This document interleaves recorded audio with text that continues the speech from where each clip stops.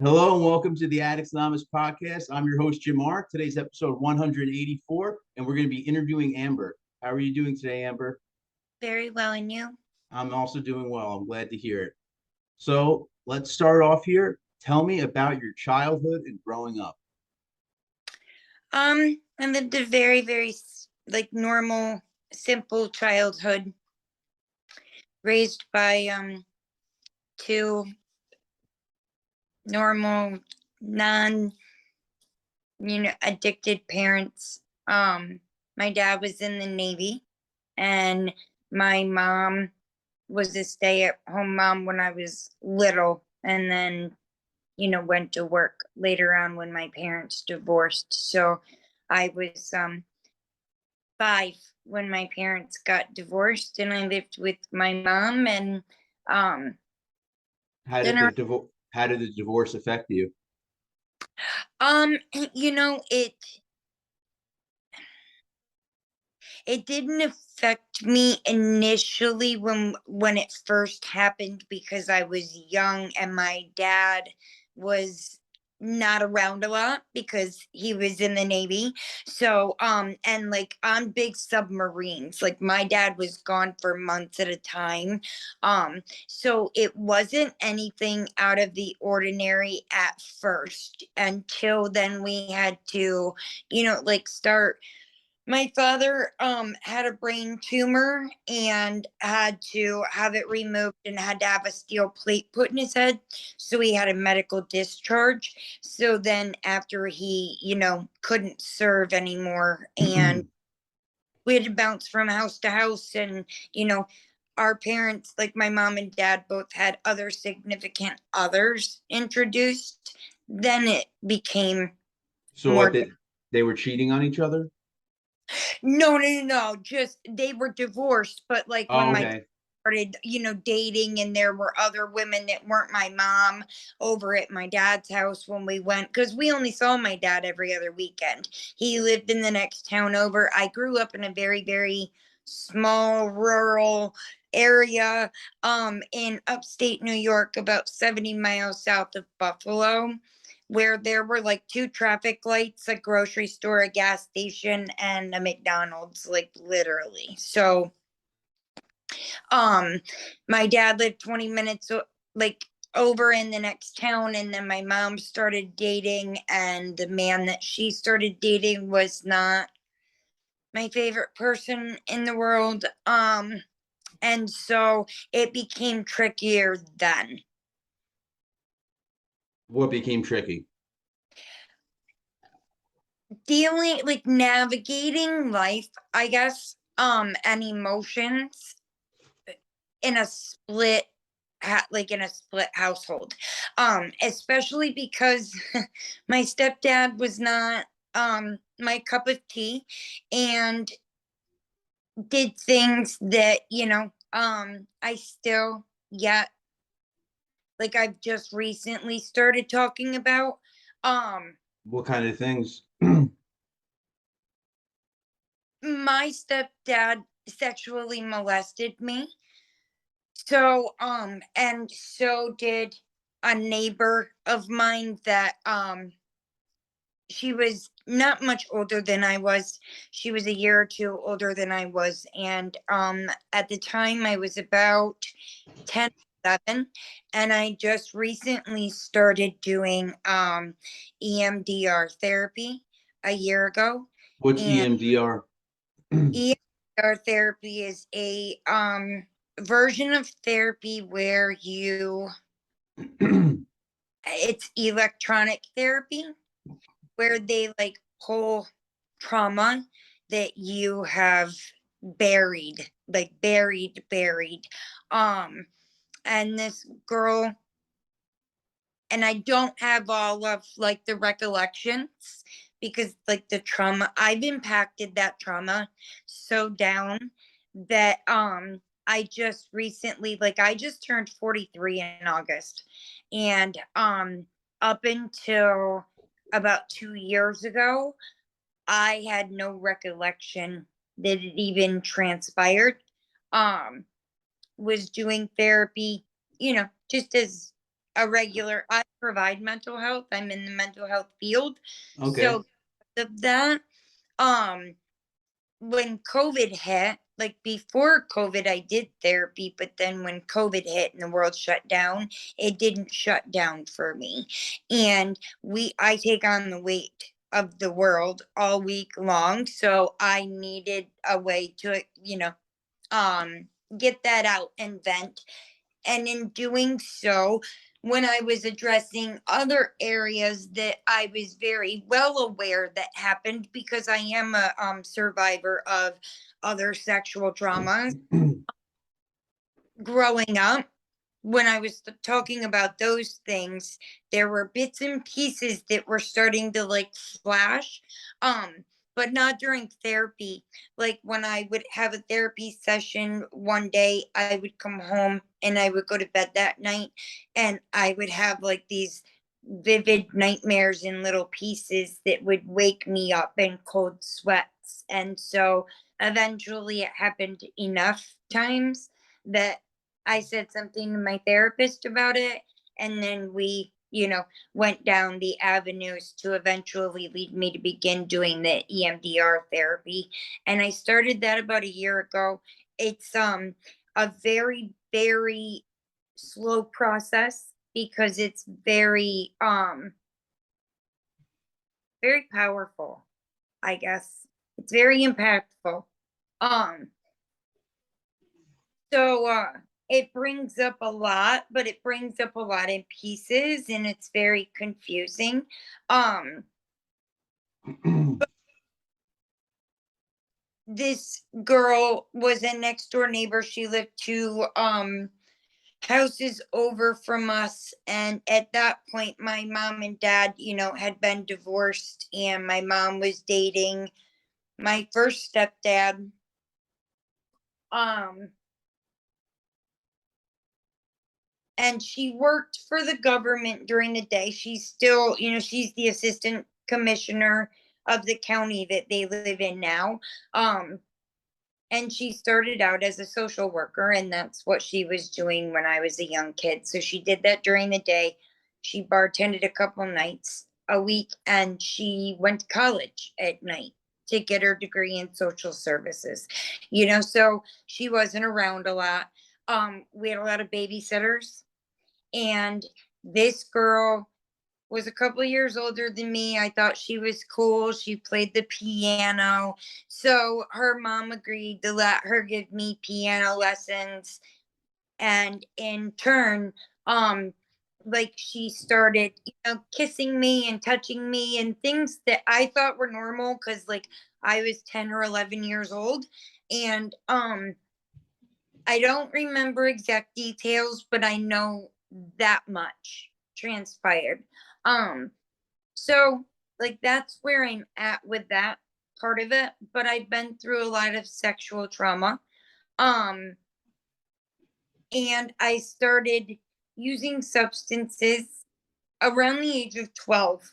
Like I started, smoking cigarettes with my friends and drinking at, my girlfriend's houses when I went for sleepovers. And my stepdad drank and played cards. Like drinking was a big thing because they played euchre, whatever you call it, and had big card nights. And so I, eventually started stealing liquor out of the liquor cabinet so I could take it to those sleepovers. And um then when I was 13, So I went what did you like about the alcohol you were saying? What was the what did you like about it, I guess?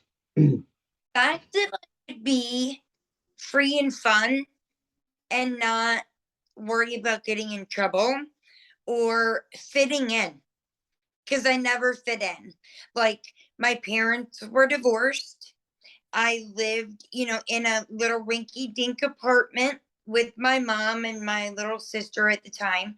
Um, we got food stamps. I wore hand me down clothes, like so I was not that popular girl. growing up, so I didn't fit in. So when I went and hung out with these kids and I was smoking and drinking, and I could participate in providing the alcohol too, then I fit in and I was cool and I had a purpose, right? Yeah. It's, it's amazing what we will do when we're children just to fit in. It's because we're social creatures by nature, so we want Hmm. that bond with other people. Sometimes we're willing to do stupid things for it. Oh yeah. And I did a lot of stupid things growing up. Like it didn't stop. Like even into my adult years, right? Um, but I know like the defining moment for me where alcohol wasn't fun anymore. Like it wasn't about fitting in anymore. It was about numbing and not having to recall, was when I was 13. I had a girlfriend, and we used to orchestrate going to parties. We did that thing growing up where, like back then, I grew up before cell phones. I grew up before computers. Me You know, too. me- like I was 14, 15 years old before we had AOL and dial up, right? Like, Yeah, so, yeah, like sounds about right. What? How old are you? I'm 39. I'm 43. I just turned 43 in August. So we're So, pretty close in age. yes, and I might have been, um, a few years younger, give or older, give or take, when the whole AOL thing transpired. But we started where our computers connected by our landline telephones, Yeah, and don't even know what a landline telephone is now. I So know. It's amazing. yes, I got a chuckle out of that TikTok video where they were asking all those questions about burnt CDs and, rotary phones and phone books. But my defining moment was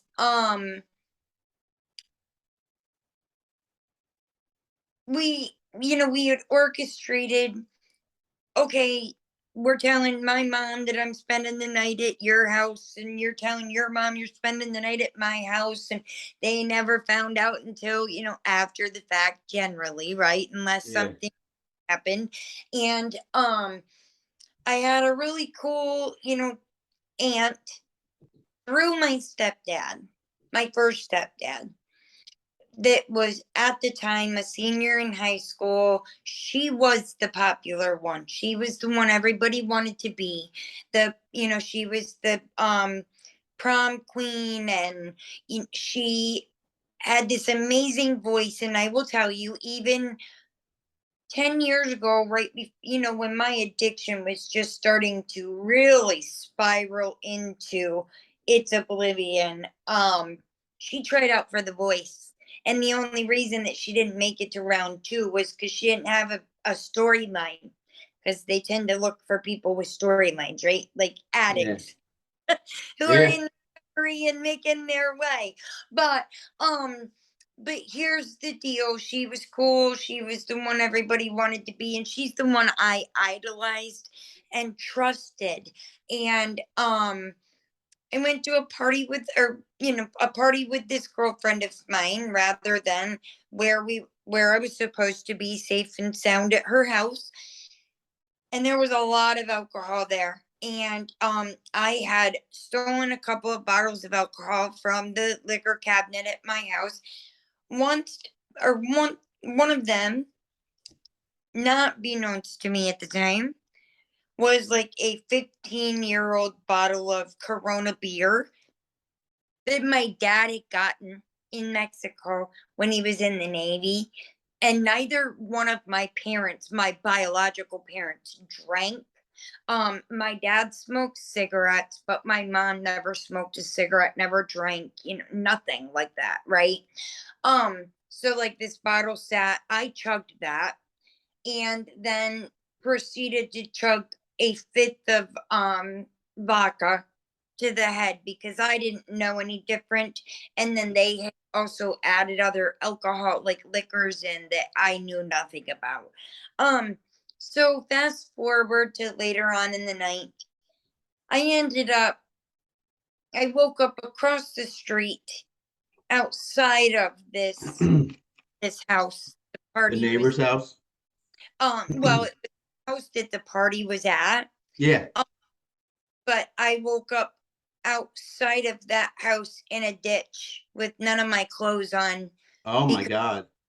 they raped me, Who did? and all three that were there, like, it was just a few boys that my girlfriend, like, knew and got along with, and I knew one of them because I went to school with, them.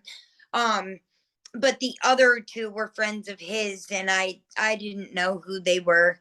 But yeah, my clothes were like inside of the house, and so I had to walk a quarter of a mile with no clothes down the road to a house and call my aunt to come and get me, because I wasn't calling my mom, right? And I sure as shit wasn't calling my dad. So she came and got me, and God bless her, because she did try to save me from the situation. Like, she knew I was gonna get my ass beat regardless of like what happened to me. But I didn't tell her. Like, she, I'm sure, put two and two together, and knew something bad happened.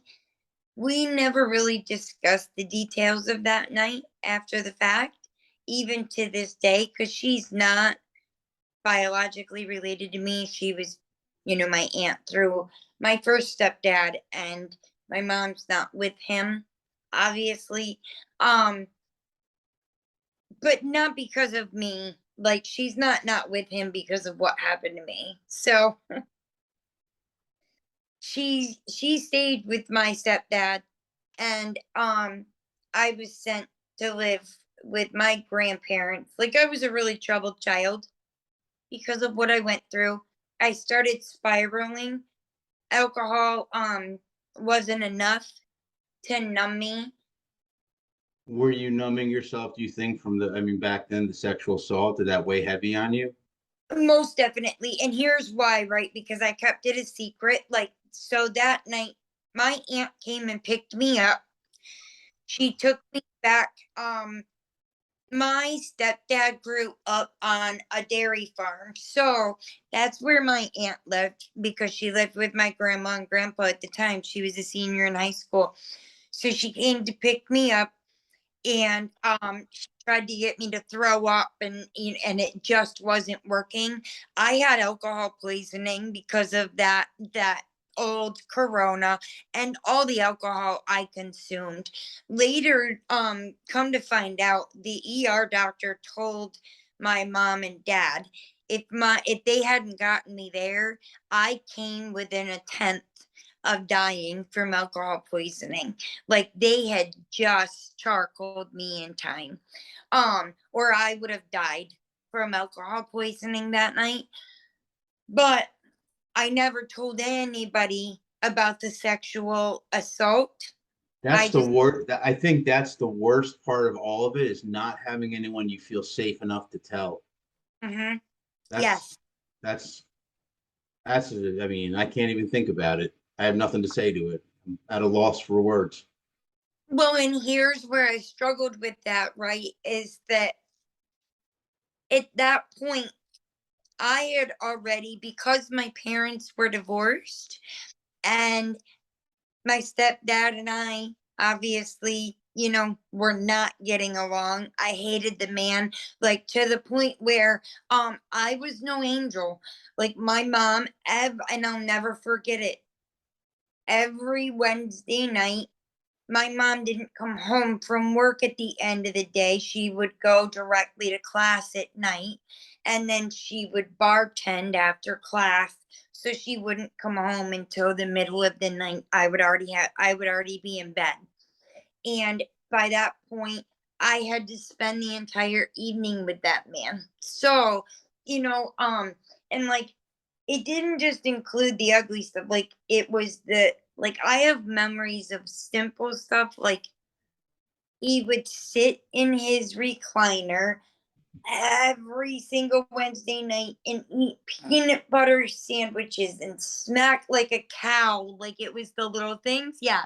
Like Mhm. that I can remember, right? Because they draw in on the things that caused me trauma. Um, and Star Trek, like people will ask me to this day, like people are floored. I don't watch Star Trek. I don't watch Harry Potter. I've never opened a Harry Potter book.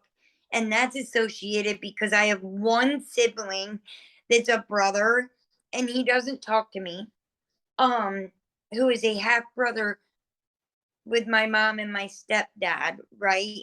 And he was a Harry Potter fanatic, and I won't touch Harry Potter or Star Wars, Star Trek, any of that stuff because my stepdad was into that stuff.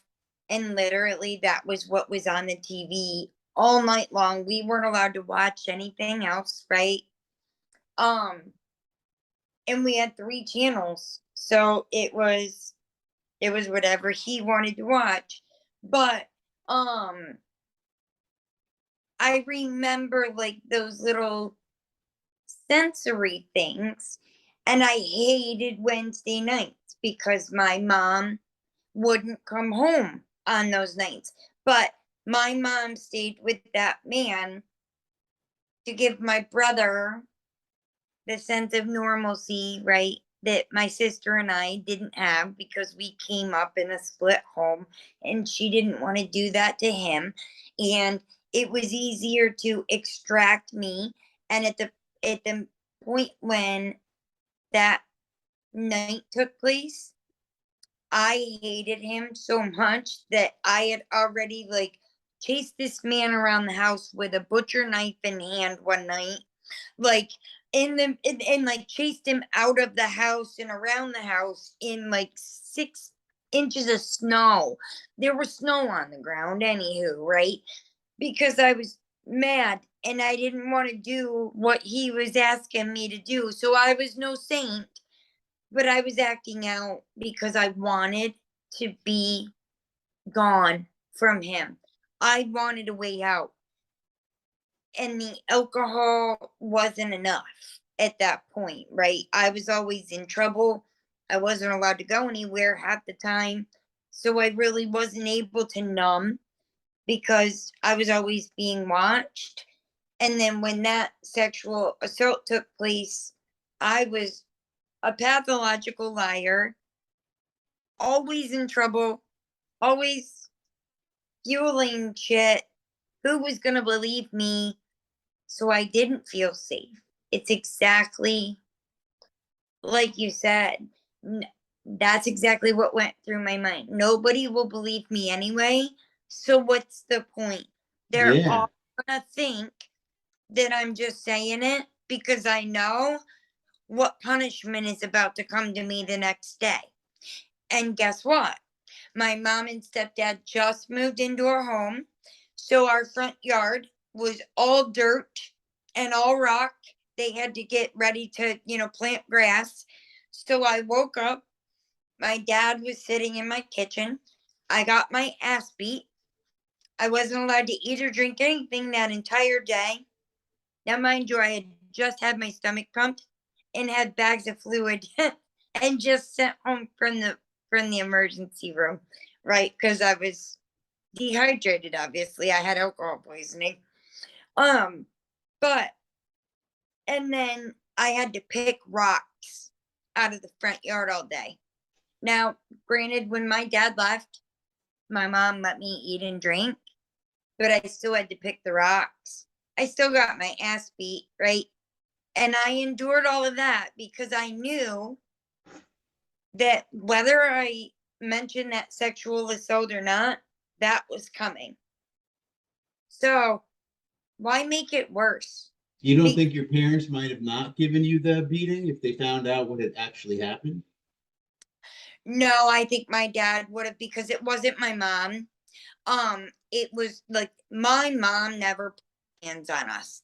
And here's the catch, here's the clicker is that I'm the oldest of seven. My youngest sibling is 22. She currently lives with my dad and my daughter, stepmom and all, out in Los Angeles. But I'm the only one that my dad, like, ever physically beat and put his hands on. So I don't know what it was about me. I have no idea.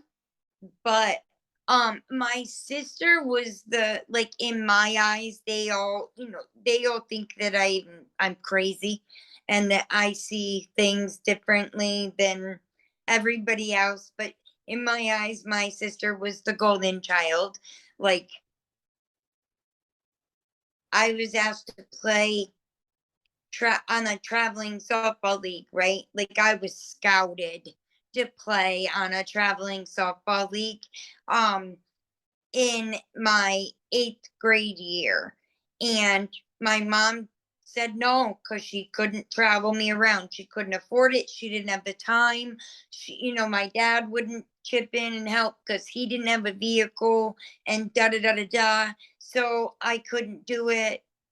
But yet Kristen came along a few years later, and when it was time for Kristen to shine, guess what we did? And I mean hardcore, all the way up through college. Like, they went hardcore for her. And like, that's how it was for everything with her.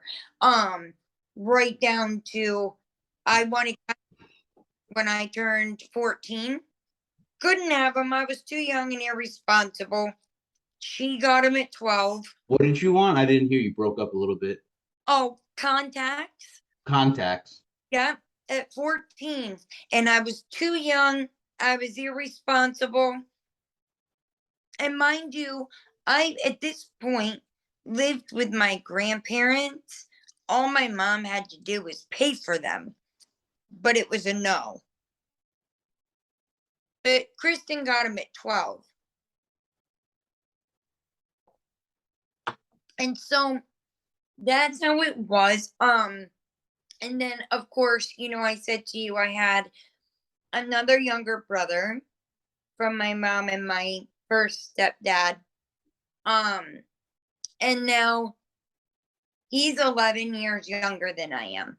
So there is a huge age gap. And when Jordan was a baby, is when I was leaving the home. So we didn't grow up under the same roof together. So we really don't have a relationship together. Or with one another still to this day. Um, and then I have 3 brothers that are up in the Syracuse area. They are from my dad's third, I want to say, wife, because they were together for a very long time and she should have, all but been his wife. They just didn't make it, legal, right? Um, and you had asked about my parents cheating. And yes, one of my brothers happens to be a product of the fact that my dad slept with that woman while he was in the Navy. And Patrick was brought out, when he was 7. Like, we didn't know anything about Patrick until he was 7 years old. But there's 3 of them, and their mother is no longer alive because she died an alcoholic. So, but I was very, very, very close to her. She was the one stepmom that I had that I was like that with. So her death played a huge part on me. Um, but then I have 2 other brothers that live in like the Rochester area, and they are from my dad's second wife. So this is my dad's 4th wife. They've been married 23 years. Yep. I am the oldest. The youngest is 22. So you have a lot of siblings. I do. I do have a lot of siblings. And like the sad part about it is like we didn't grow up together. We don't know much about each other. Like we try, some of us try to communicate. Some of us are closer than others. Um the one that like the brother that I told you was a product of, like my dad's mishandlings. Um I don't want to paint it in a bad light only because of the fact that, like Greta is no longer with us and like Patrick and I are very, very close. So like but we have a very, very close relationship because we all lived together when I lived with my dad as a teenager for a period of time. So when that sexual assault thing transpired, right? I really started spiraling out of control, started smoking weed. Had a boyfriend at the time, like my boyfriend later on in my life ends up being my husband. Um, and so I ran away from home one day. Got the bright idea to run away from home one day, right? Because I no longer wanted to live with my mom and my stepdad. This was before I had moved down here with my grandparents. And my boyfriend hid me. He was a little bit older than me, only a year and a half, but his parents gave him more freedoms, and they had a big home and it had an apartment attached to the back. So Jeremy was able to stay in the apartment. So of course I was, hiding out back there. And my dad caught up with me and caught me, and of course, um I definitely got in some trouble for that and got put on people in need of supervision, which is a probation that your parents like place you on. So you do check in with a probation officer and stuff, but your parents are more in control of it. It's not through an actual judge. However, that didn't stop me from misbehaving, and I continued to spiral out of control. And When you say spiral, what kind of things were you doing? I was not going to school, drinking. I was in seventh grade and got suspended for 3 days for taking beer to school. They found it in my locker, right? Like when I got there in the morning, my dumbass bragged to the girl next to me that I had it, and the girl next to me couldn't stand me. So she told them did for school for, bringing beer. Um, I was smoking weed. I was beating the shit out of random people. And like and I was mean. I like hurt people. I Hmm. was mean. Like I'll never forget it. My sister's childhood best friend, they're still best friends to this day. Her name's Amber, ironically enough. Um, just I got it. She got on the bus the one day, looked at me the wrong way, and I walked up to her and punched her and broke her nose. Like I was angry, right? Like I had all this anger from that trauma that I had no idea was there because I didn't know how to identify any of it.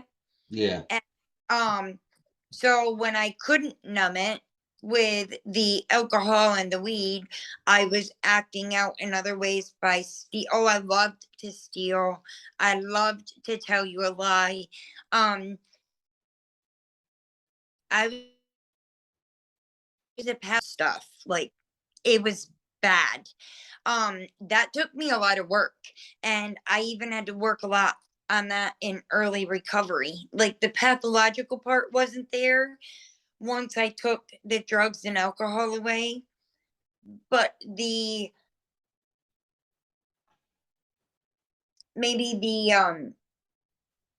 the crutch of oh, I could lie and just get out of it. It'd be so much easier to just lie. I had to really hone in on that. Like I had to practice telling the truth. Um, Now I'd probably have to practice lying to you, but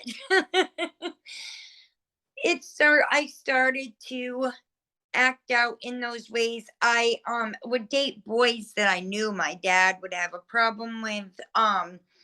Like any kind of boy that smoked, did drugs, didn't have to go to school, didn't have parents that cared. Essentially, that was my crowd of people.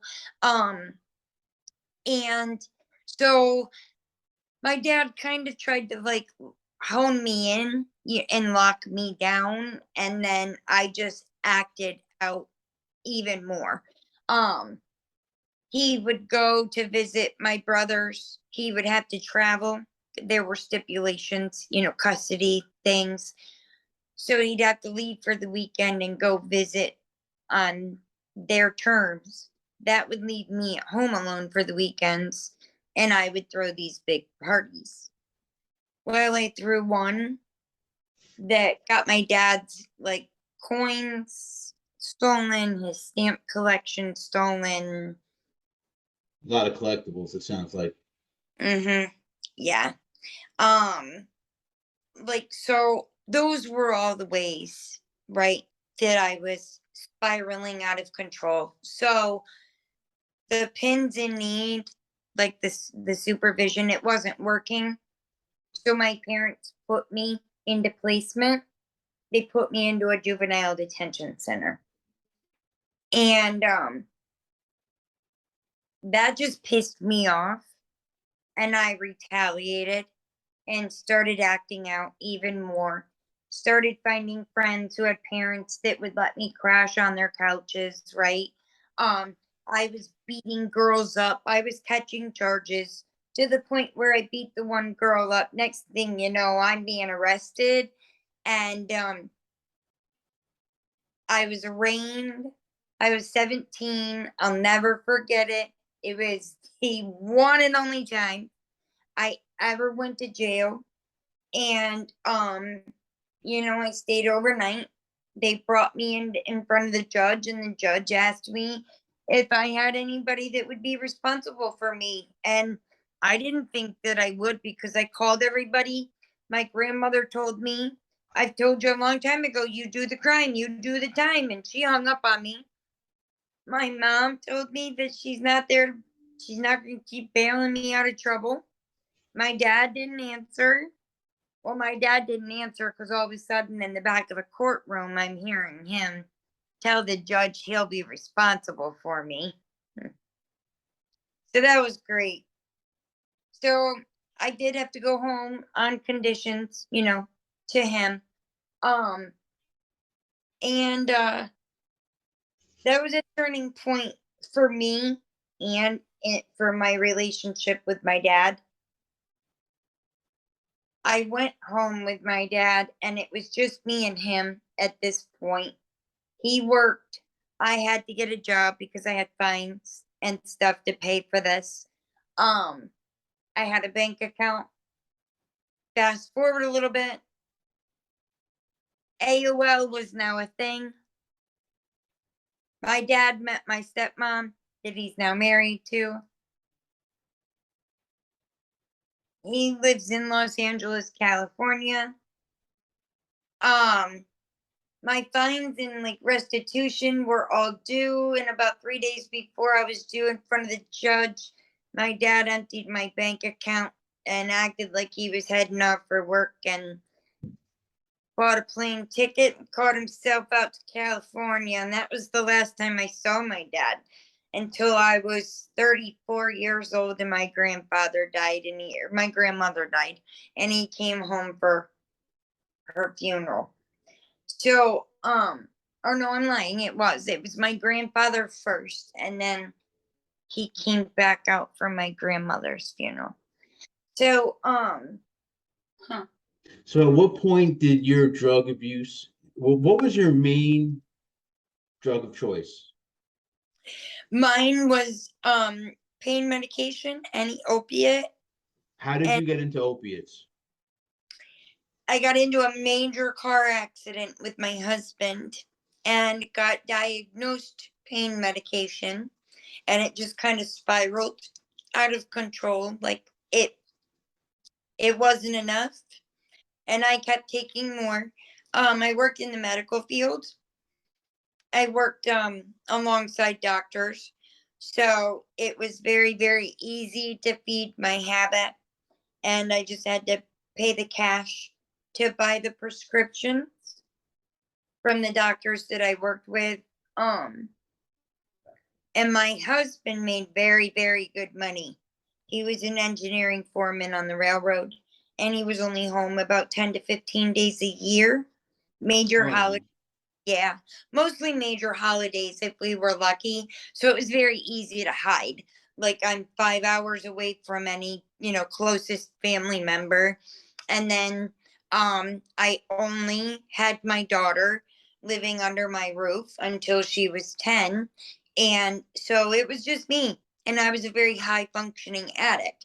Like I was the cheerleading captain for her cheerleading team. I was the soccer coach for the soccer team. I was the youth group leader at church, and I was the classroom mom for her, her stuff at school. So, and I also carried a job um, until I chose not to work. I knew at a certain point that I was risking people's lives, and I took an oath to not do that.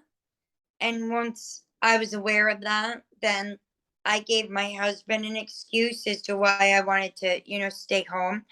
Um, Eventually I was taking like Skittles, like handfuls. I had Oxy 80s, Oxy 30s, Dilaudid 8s, and I mean I would take them all at once.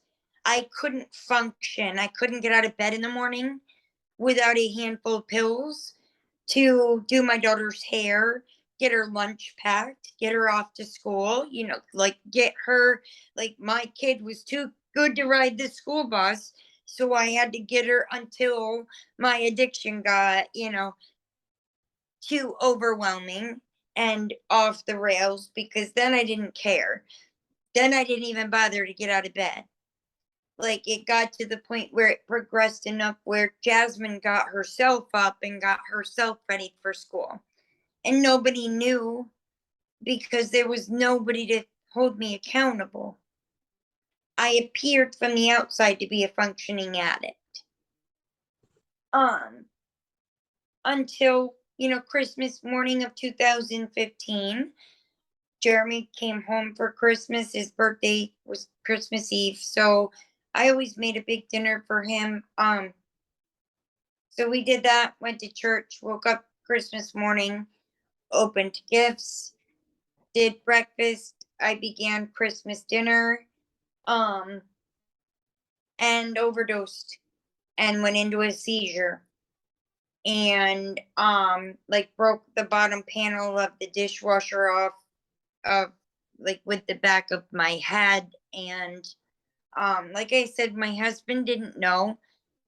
I guess from conversations with my mom now, my husband at some point did tell her after the fact that he had suspicions, but it was confirmed that day because then he went through the house looking and I what had was confirmed? What was confirmed that you had an addiction issue? oh yeah, that I was Okay. like that I had an addiction issue and that I was addicted to pain medication because he found the pill bottles. Like I said, I had any kind of pain medication under the sun that you could possibly desire, right?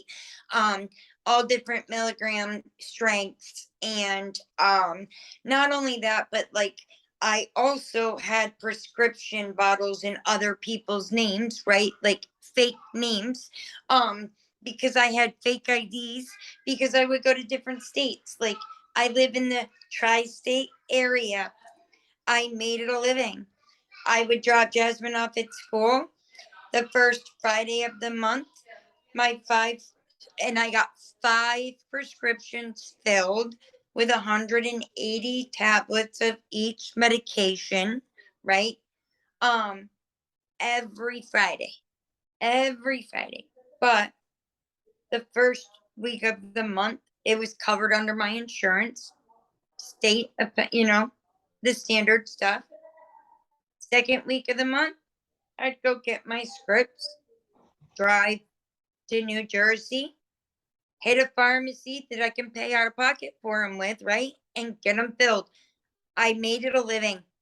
Every Friday, I would get up, I would drive Jasmine to school, and then I was on a mission. I would go pick up my prescriptions, and then I would go to wherever I needed to go so I could get it done in time to get back to pick Jasmine up from school at the end of the day, right?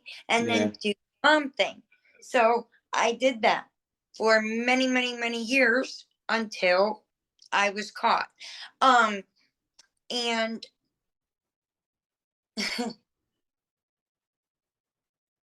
you gotta understand that this is a man that, mind you, I said I was 13 years old when I fell in love with my husband.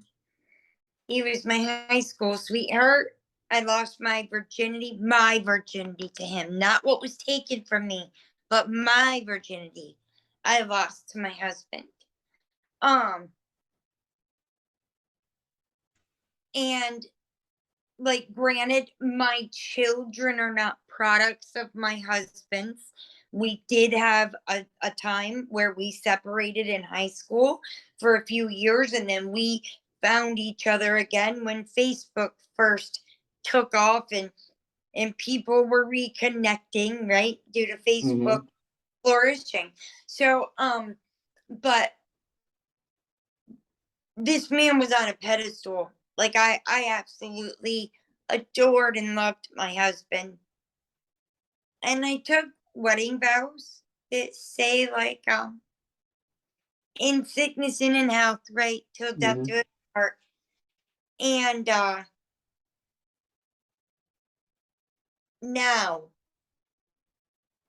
this is a man that watched that happen. My daughter was 10. It was Christmas Day. He must have made sure that, she was going to be okay for that day. I don't really think he thought I was going to be out of it for as long as I was. But like, I woke up 2 days after Christmas for the first time. So Jasmine essentially took care of herself for 2 days. Um, didn't contact the outside world because my daughter had watched me at this point enough to know, and I didn't know this at the time, right? But she had watched me obviously nod and dip in and out enough to know that mom will come back eventually. So she must have just been waiting it out and not letting the outside world know. Um, but my husband packed up his stuff, emptied our bank accounts, and took off. I had no idea that we didn't have any money or anything. So I wake up 2 days later. Um, here's Jasmine, Christmas dinner still laid out on the kitchen counter. So of course I've got a mess to clean up. I'm trying to call my husband, no answer, of course. Um, I go to get in my car won't start. I have no idea why. So then I try to like get an Uber. Can't get an Uber because I don't have any money. But I don't have any money. None of my cards will work. So I'm putting pieces together, right? And so I just kind of I acted like I did what we do in addiction. My life was totally unmanageable at that point, but I acted like nothing was happening. It was, I just let it spiral. So, like, the landlord eventually ended up knocking on the door, and I was like, doing that hiding behind doors shit, and not making sure that he couldn't see my shadow and stuff, like, so that he had no clue I was home.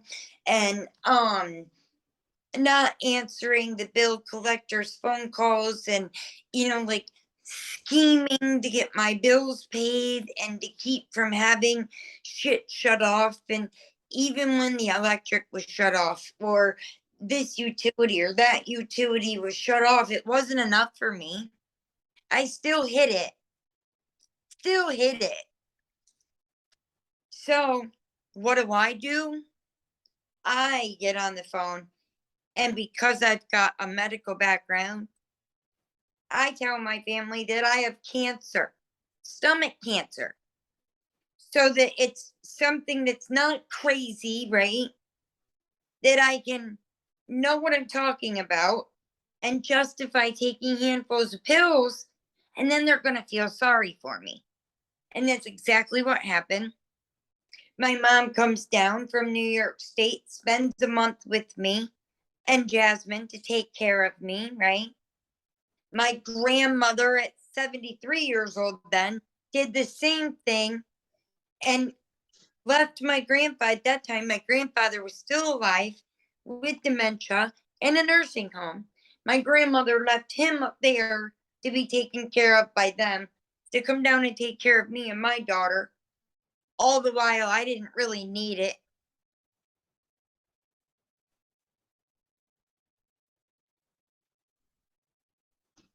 Um, So at what point did you realize you needed to get sober and change your life around? When did the change happen? so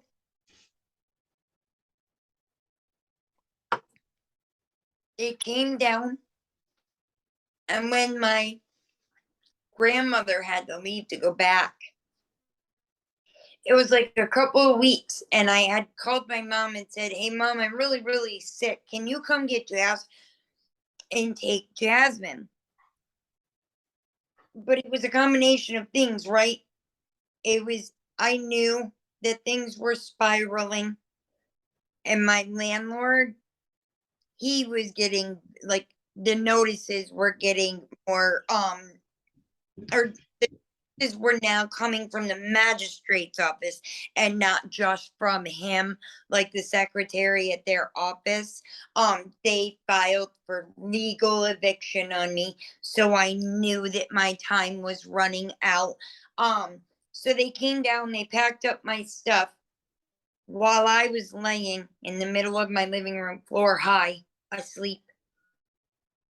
Now, mind you, they think I'm sick, so they just felt bad and continued to pack up my stuff. So then they did that, and I went to go stay with a family friend um from church. So they dropped me off there, and they took Jasmine with them to New York State. And about a month later, Jasmine called me and said, "Mommy, school's gonna start in 2 weeks. Are you gonna come get me so you can do my hair all pretty for the first day?" She was getting ready to start 5th grade. This is the first time I hadn't been there for the first day of school. And I knew I wasn't going to be. So I told her I wasn't sure, and that my battery was going to die, and I had to call her right back, and I had to hang up. So I dropped to my knees and told God that, like, I needed help. And then I picked up the phone and called my mom and my sister and told them I was an addict, and that I didn't know what to do, because like none of us knew what to do, right? Like, I didn't even really know I was an addict. I just like kind of said it because I knew something was off, and that I couldn't function, and I was going to get sick if I didn't have these pills, and that I was scared of what would happen if I didn't have like my next one in me in time. Um So they picked up phones and we got myself into a medical detox. I went into a 5-day detox from there. Um, I did a 5-day medical detox because I had to be detoxed from opiates and benzos. Um, and at the end of my 5 days, I thought I was going in for a 30-day treatment. At the end of my 5-day detox, they pulled me up to the front of the office and said, Amber, your insurance doesn't cover. And now, mind you, I had top notch insurance. My husband worked for the railroad. Your insurance doesn't cover 30-day treatment. Okay, well, what am I supposed to do? Well, we don't know.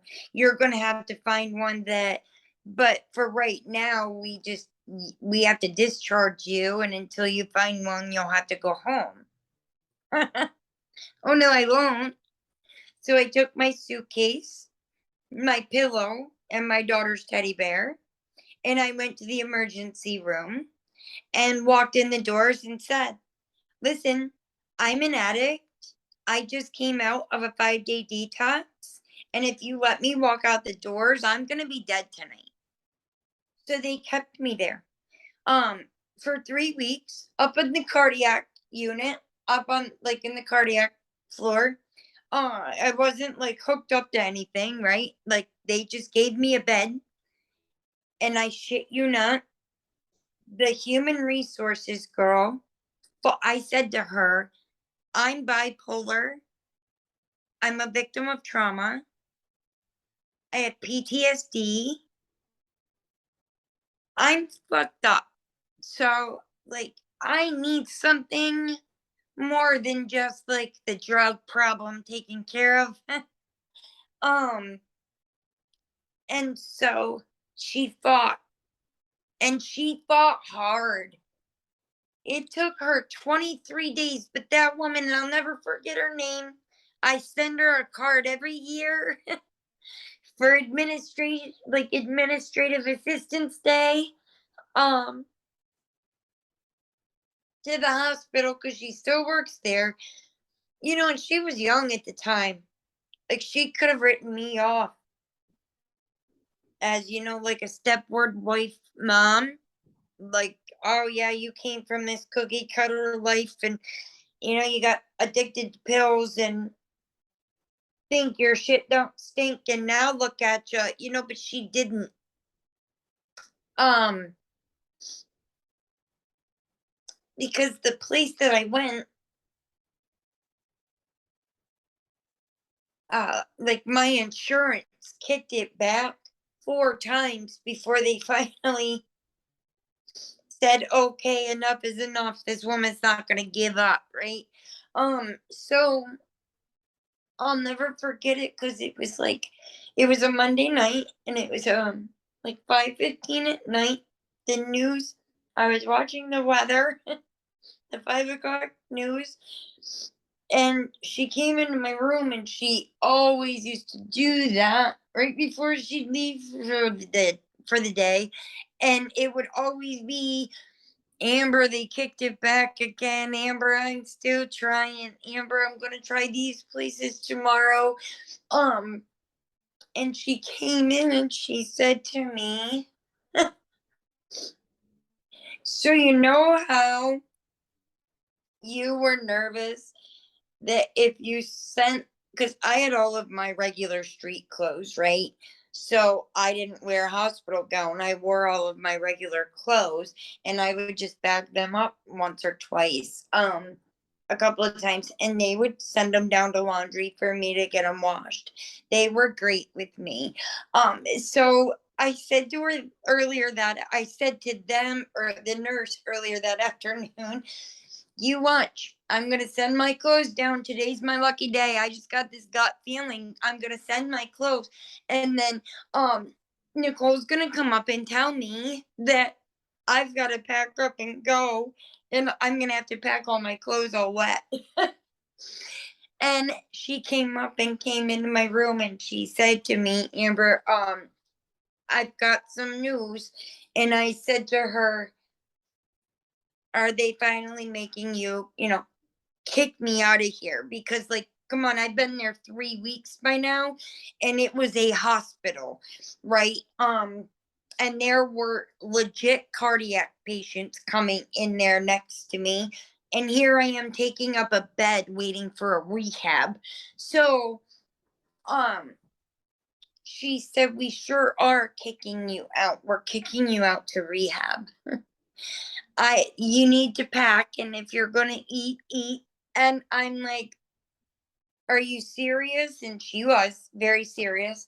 Um, and where I went was, well, you might actually be familiar. I don't know exactly where you're at, but I went to Valley Forge, and like, it's a dual diagnostic treatment facility, and from where I'm located and what hospital I was in, it's almost a 2-hour drive. Well, an hour and yeah, it was from the hospital I was in, um, at the time. But they paid, like, the hospital wrote me a voucher. They called me a cab, and a cab drove me from the hospital to rehab, and they paid the $188 cab fare to get me there. And I was terrified. I was a 36-year-old woman. Um, like, no, I was 37 at that point. Yeah, because I celebrated my 37th birthday in a hospital. Um, but I was 37 years old, freshly 37 years old, and for the first time walking into a rehab. And I mean, like, there were people that were high out of their mind. Mind you, I've detoxed and been in the hospital. So I'm a month clean and sober at this point. I don't have any mind altering substances in me. I think the only thing I had at that point was like the Visceral, the antihistamine they give you for Hmm. right? That was it. Um and I was terrified. And there was like this one person, I'll never forget him. He was like this kind gentleman, and he knew that I was new to this. I had no idea what I was doing, and I was batshit scared out of my mind. And he kind of like walked me through the process. And I spent 7 weeks in that facility and decided to like further my recovery. A lot of people get court ordered or mandated in the recovery. I did not. I then went into a 6-month women's and babies intensive rehab. You could have your kids. My daughter was safe and sound with my family, so she stayed with them. Um, and I completed 6 months in there. It was essentially like being in jail. You earned the privilege to come out to attend one meeting per weekend. They chose whether you were attending AA or NA, who you were going to go with. Um, and you walked right there and you came right back. That was your only outside world contact. You weren't allowed to have caffeine, so you didn't drink soda or coffee. You didn't have coffee at meetings. You weren't allowed. You sat in the front row. You didn't smoke at meetings. None of that. Like, I went to an intense rehab. No phones. I did not have my cell phone. It was called contracting. If somebody gave you a cigarette, if you were out of cigarettes before store day, it was called contracting, right? So you'd get in trouble for that. Um, but I completed that and then went to a halfway house, and I completed the 3-month program there, and then went to a recovery house and became a house manager. I lived there for a year and then ventured out into the world of my own. Um and I've got a little over 6 years clean in the process of my recovery. I've gone back to school. I've obtained a bachelor's degree in early childhood psychology and trauma. I specialize in trauma. I'm a behavioral specialist. So I make indirect amends every single day, especially to my kids because I caused a lot of damage there. Um, but like Sounds like you're doing good. I am. Recovery has gifted me a lot, but it hasn't been easy either. And I have faced a lot in recovery that I had to face clean, right? Um this program has awarded me a lot. It has taught me how to be independent when I was in active addiction and early in recovery, like up until like my fourth and fifth year of recovery. I was very codependent. I didn't know how to be happy with just me. I had no self-worth, no self-esteem whatsoever. I love myself today. I believe in myself today. Um I get up every single day with a purpose. I want to give back what was given to me, right? Because what was given to me was free. Um, and it doesn't cost me a thing to give it back. And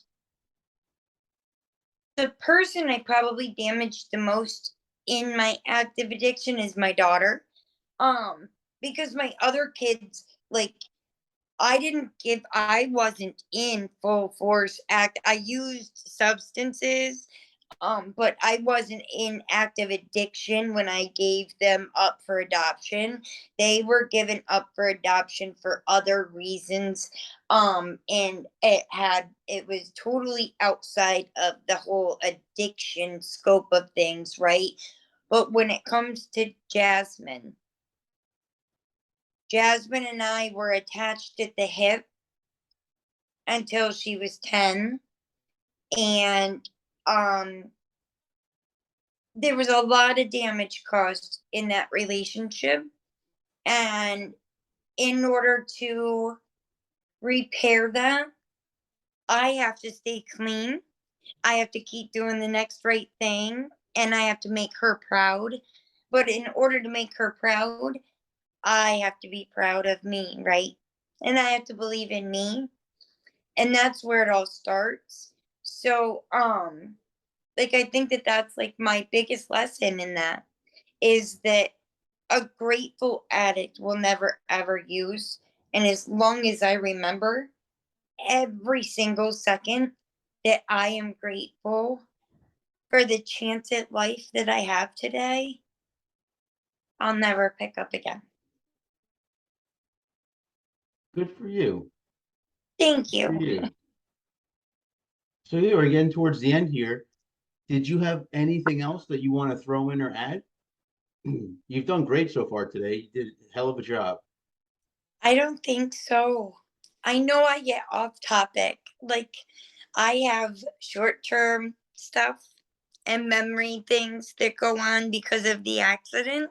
So I hear one thing or I say one word and I branch off into left field. So I hope I didn't do that. No, Oh, no, you were fine. I'm the same way too. It's just also I have me personally, I have ADHD, so that doesn't help any bit. same here. Same there. Yeah, Yep, same here. And of course, all of the good stuff for ADHD, I can't take. So, exactly. the stuff like, and don't get me wrong, because I've tried a couple of them. Like, I take one that is non-habit forming that like helps me center a little as far as like I take it to do my documentation for work and it helps me a little bit, but it doesn't last long. So yeah, I bounce. I'd rather bounce and be crazy and loopy than not know what I'm saying and not and have regrets, right? So Exactly. Better to not have regrets. that's right. All right. So I really want to say thank you very much. I really do appreciate you coming on the podcast today. Thank you. No, it was a pleasure. So sit tight for me. And for everybody watching and listening, if you like what you saw and heard, go below and give us a like. Also, subscribe to see when we upload new videos. You can also check us out on all social media platforms such as Twitter, Reddit, Instagram, Facebook, Tumblr, TikTok, you name it, we're on it. Also, go check out our website, www.addicts-anonymous.com. There you will find plenty of free resources as well as free literature. So that's all we have for today. I hope you enjoyed it. And until next time.